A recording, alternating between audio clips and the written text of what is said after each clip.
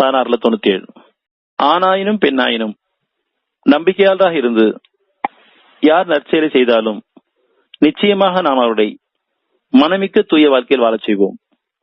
இன்னும் அவர்களுக்கு அவர் செய்து கொண்டிருந்து மிகவும் அழகான கூலியை நிச்சயமா நாம் கொடுப்போம்.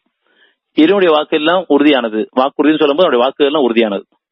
அதனால இங்க ஆணாயினும் பெண்ணாயினும் யார் நம்பிக்கையால் இருந்து இறைவன் நம்பி அவன் ஒப்படைக்கிறாங்களோ, நற்செயலுங்கிறது ஒட்டுமொத்த வாழ்க்கையை அவன் ஒப்படைக்கிறது, ஒட்டுமொத்த குடும்பத்தையும் அவன் ஒப்படைக்கிறது, ஒட்டுமொத்த சமுதாயத்தையும் அவன் ஒப்படைக்கிறது.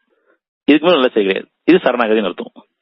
என்னையும் என்னுடைய குடும்பத்தினரையும், கணவனையும் மனைவியும் சந்தைகளையும் என் குடும்பத்தாரையும் சமுதாயத்தை நீ பொறுப்பேற்று நடத்து. நான் உணர்வுல வாழணும், உணர்ச்சி ஆயிடக்கூடாது. நன்மைகள்ல வாழணும், ஞானங்கள்ல வாழணும், அருள்ல வாழணும், நிம்மதியான ஆரோக்கியமான வாழ்க்கை வாழணும், சத்தியத்துக்கு சாட்சியமா வாழணும், மனிதர்களா வாழணும். இதெல்லாம் ஒப்படைக்கும் பொழுது அவங்கள மனமிக்க வாழ்க்கை வாழ வைக்கிறாங்க.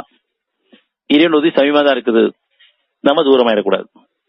ஆனா அகப்பாறையில வாழும் பொழுது நம்முடைய அகம்பாவத்தை உணர்ந்து மன்னிப்பு கேட்டு மீற வரும் பொழுது நமக்கான குடும்பம் சமுதாயத்துக்கும் கேட்கிறோம், இங்க ஒளியில வாழ்ந்துட்டு இருக்கோம், என்னுடைய வழியில வாழ்ந்துட்டு இருக்கோம்.